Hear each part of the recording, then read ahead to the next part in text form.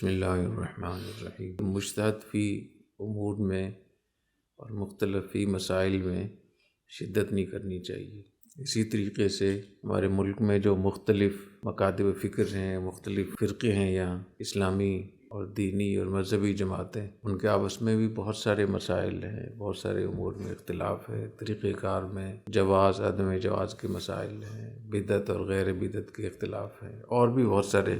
اس ماحول میں کیسے رہیں گے آپ؟ اس ماحول میں کیسے زندگی گزاریں گے اور اس کو کیسے مینج کریں گے؟ ہمارے یہاں مدرسے بھی تقسیم ہیں، مسجد بھی تقسیم ہے، امام بھی تقسیم ہے، مقتدی بھی تقسیم ہے، اور محلے بھی تقسیم ہے، دارالفتاء بھی تقسیم ہے، اور خانقاہیں بھی تقسیم ہے۔ پھر ایک ایک مکتبہ فکر میں پھر آگے کتنے گروپ بنے ہوئے ہیں، کتنے، اور لوگ اتنی شدت کرتے ہیں مسائل میں، ظنی مسائل میں، اجتہادی مسائل میں، اختلافی مسائل میں، کہ اس شدت کے ہوتے ہوئے آپ کچھ بھی نہیں کر سکتے۔ کیا ہمارے دین نے ہمیں حالات کے رحم و کرم پہ چھوڑ دیا ہے کہ ہم اس تقسیم در تقسیم کو بڑھاتے چلے جائیں؟ کہ وہ چیز ہے جو ہمیں اپنے اہداف سے بہت دور لے کر جا رہی، اور جو بھی فارغ ہوتا ہے وہ پہلے سے تیار ہو کر جاتا ہے کہ اب میں فلاں کے اوپر فتویٰ لگاؤں گا اور میں اس کے اوپر حملہ کروں گا۔ تو دین ہمیں یہ نہیں کہتا ہے۔ یہ جو آپ لوگ فقہ میں، اصول فقہ میں بہت سارے درجات پڑھتے ہیں، یہ عقائد کی امور ہیں اور یہ فروع ہیں، یہ ایمانیات ہیں اور یہ اعمال ہیں۔ تو عقائد اور اعمال میں، ایمانیات اور اعمال میں، اس کے درجے میں فرق کرنا ہوگا۔ پھر اعمال میں پہلی تقسیم تو یہاں سے ہوتی ہے کہ فرض اور غیر فرض۔ پھر فرض کی بھی دو قسمیں ہو جاتی ہیں۔ ایک قسم یہ کہ فرض اعتقادی، اس کو عقیدے میں فرض سمجھنا لازم ہے، اور ایک وہ ہے فرض عملی، یہ وہ فقہاء نے تقسیم کی ہے، فرض اعتقادی اور فرض عملی۔ ایک تقسیم اور ہے فرض لعینی اور فرض لغیری، اس میں بھی فرق ہوتا ہے۔ جو فرض لعینی ہوتا ہے اس کا درجہ اور ہوتا ہے، جو فرض لغیری ہوتا ہے اس کا درجہ اور ہوتا ہے۔ واجب میں بھی یہی تقسیم ہے، واجب لعینی اور واجب، اس میں فرق ہوگا۔ پھر سنت کی کتنی قسمیں ہیں؟ سنت مؤکدہ اور سنت، پھر سنت مؤکدہ کی بھی دو قسمیں، ایک سنت مؤکدہ وہ جو واجب کے حکم میں ہو، اور ایک وہ جو واجب کے حکم میں نہ ہو۔ پھر سنت مؤکدہ کی کتنی قسمیں؟ اس کی بھی بہت ساری قسمیں بنتی ہیں، عبادات میں، معاملات میں، رہن سہن میں، معاشرت میں، اور دنیوی جو امور ہیں ان کے حوالے سے، اجتماعی زندگی گزارنے کے حوالے سے۔ پھر مستحب آ جاتا ہے، مستحبہ العلماء، جس کو علماء نے مستحب قرار دیا ہو۔ بظاہر صراحتاً تو چیز منصوص نہیں ہے، لیکن علماء کرام نے روایات سے، آیات سے استنباط کر کے پھر اس کو مستحب قرار دیا ہے۔ اس کا درجہ اور بھی کم ہوتا ہے۔ پھر اگر اس مستحب پہ تمام لوگوں کا اتفاق ہے تو اور درجہ ہوگا، اور اگر وہ مختلف ہی ہے تو اس میں ہر ایک میں یہ درجات۔ پھر مباح کی قسم آ جاتی ہے۔ پھر مباح کی بھی کتنی قسمیں؟ ایک وہ جو مباح شرعی ہوتا ہے، مباح جس کی اباحت پر شریعت نے نص کی ہو، صراحتاً اس کو شریعت نے مباح قرار دیا ہو، اس کے احکام الگ ہوتے ہیں۔ اور ایک وہ جس سے شریعت نے سکوت اختیار کیا ہو، اس کا صراحتاً کوئی چیز حکم نہیں ملی، ایک بالعموم، تو اس کے احکام اور ہیں۔ تو مباح کی بھی کتنی قسمیں ہیں؟ تو مباح کی قسمیں مستحب کی، سنت مؤکدہ، سنت غیر مؤکدہ، پھر واجب، پھر فرض۔ یہ فرق کہاں سے آیا ہے؟ یہ پڑھا ہے نا اپنے اصول فقہ میں، کہ جہاں سے اس کا ثبوت ہے وہاں سے فرق آئے گا۔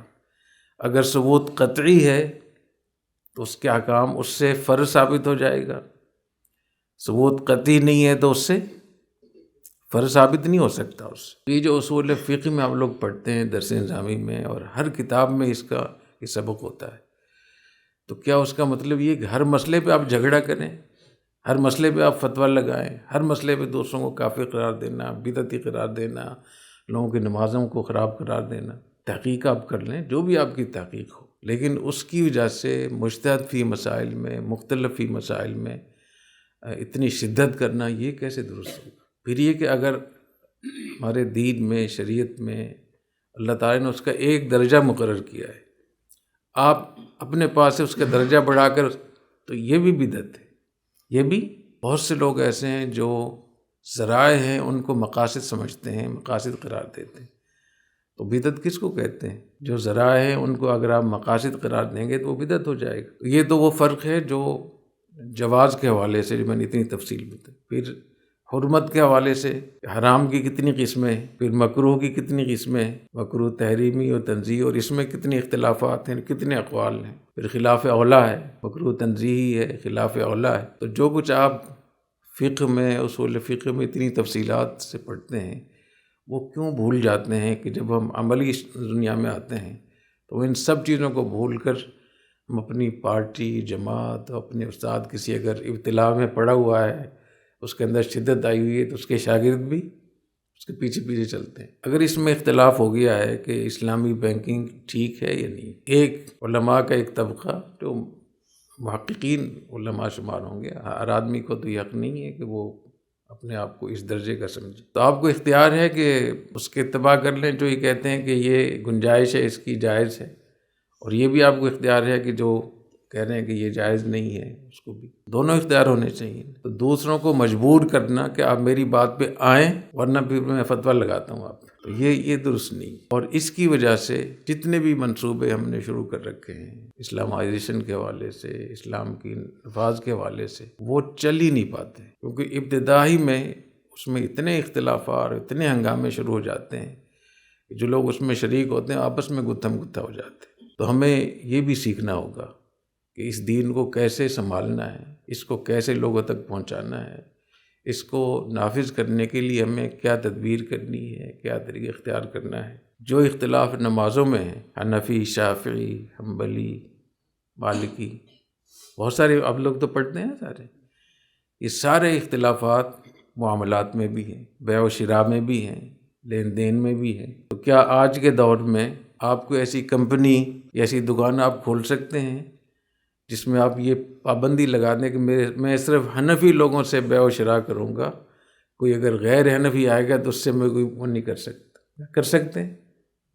نہیں کر سکتے نا۔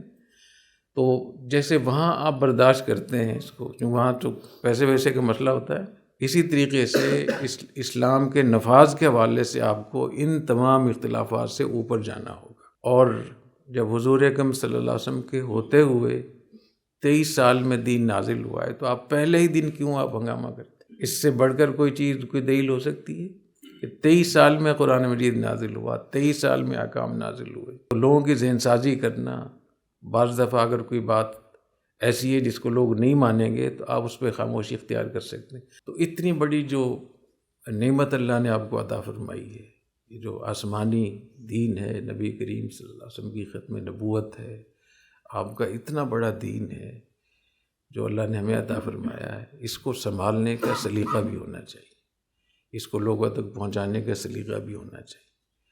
تو مشترک چیزوں پہ اکٹھے ہونا، ایسی چیزیں جس پہ ہم سب مشترک ہیں، سب مانتے ہیں اس کی بات کریں، اور جہاں اختلاف شروع ہو جائے اس کو چھوڑ دیں۔ ایک بات سمجھ رہے ہیں نا؟ تو جامعۃ الرشید کی جو طریقہ کار ہے، یہاں جو کچھ اس کے اہداف اور مقاصد ہیں وہ جب حاصل ہوں گے جب کہ آپ اس کا طریقہ بھی سیکھیں گے۔ اگر منصوبہ یہاں کا ہو اور طریقہ باہر کا ہو تو وہ کبھی نہیں چلے گا۔ فریکوینسی ملنی چاہیے۔ فریکوینسی سمجھتے ہیں؟ اگر فریکوینسی نہیں مل رہی ہے تو کوئی چیز ڈاؤن لوڈ بھی نہیں ہوگی، آپ کی لنک بھی صحیح نہیں ہوگا، کچھ پیغام بھی آپ نہ سن سکتے ہیں نہ پہنچا سکتے۔ تو جامعۃ الرشید سے فائدہ اٹھانے کے لیے ضروری ہے کہ یہاں کی فریکوینسی کے ساتھ آپ مل جائیں، تو انشاءاللہ تعالیٰ پھر دیکھیے کہ آپ کہیں بھی جائیں گے تو آپ زیادہ کام کر سکیں گے۔ اللہ تعالیٰ توفیق عطا فرمائے۔ یہاں جو آپ لوگ مختلف چیزیں دیکھتے ہیں تو ان کو ذرا دھیان سے دیکھا کریں، اور اس نیت سے کہ اس کو سمجھنا ہے مجھے اور اس پہ عمل بھی کرنا ہے۔ سمجھ میں نہ آئے تو عمل نہ کریں، میں مجبور نہیں کرتا، لیکن طریقہ ضرور سیکھیں۔ اللہ تعالیٰ توفیق عطا فرمائے۔ سبحانک اللہم و بحمدک، اشہد ان لا الہ الا انت، استغفرک و اتوب الیک۔